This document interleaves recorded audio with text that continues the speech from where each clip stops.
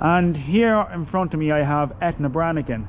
I'm just going to ask Etna Brannigan a question or two as well. Etna, you're out protesting today.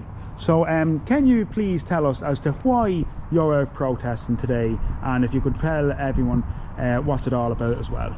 Okay, so I've gone to a couple of these protests recently and I'm very concerned about what's happening with Dublin Airport. The fact that we've got so many undocumented men coming into the country from areas that they're not Ukraine. You know, we know we have people coming from Ukraine, from war-torn countries, and that need, you know, a safe place to stay for a while. We know that, but this is a different issue. This is undocumented, unvetted people arriving in. I spoke to somebody the other day. There's a person that works in the airport for the airport police, and he's speaking out. He's getting into trouble about the fact that people aren't being checked at all. They're walking straight through. There was 27 flights the other day, I believe. A lot of the flights are coming from Europe. So the people get on the flights with documents, and when they get off at the other end, they don't have any documents. The government have acknowledged this. This isn't just pie in the sky. This isn't me making up a story. It's easy to see if you just research unvetted, undocumented males coming into Ireland, and the government's explanation about, you know, that this is okay. Well, you know, there's a lot of people in Ireland that feel it isn't okay. Today we had a group of people, and some friends of mine were there that are not from Ireland. They're standing with us. They're from Eastern Europe. We had two lovely people there today that got away from their country, their countries. They're from two different countries in Eastern Europe, because they had seen this before. They had lived with fascism.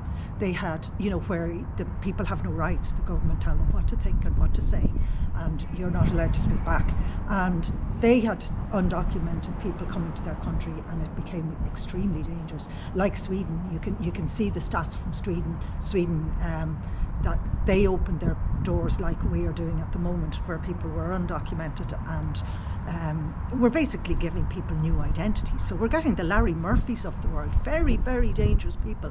And when there are gang rapes of not just women, men of all ages, middle-aged men are being gang raped, and this is not a myth, this is not a conspiracy theory, this is happening, and it has not been covered on mainstream media. I initially had a vaccine injury 21 months ago, and that's what opened my eyes to the fact that there's so much propaganda been spoken about in Ireland. You know, I'm known to have a vaccine injury, but if I say to somebody what is happening for vaccine injured people, I'm labelled as anti-vax. And now I'm being labelled as racist. I stood today with people from different countries that are living in Ireland for 8 years, and they stood with their flags beside our flags. We all stood together because they are able to tell me that this happened in their country and they moved here to get away from that, and now it's happening to them again. So we have a right to ask what is happening in Ireland, and we need to we need to put a stop to people coming in that don't have any records.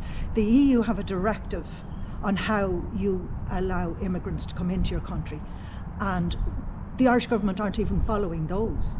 And there are no checks for Interpol.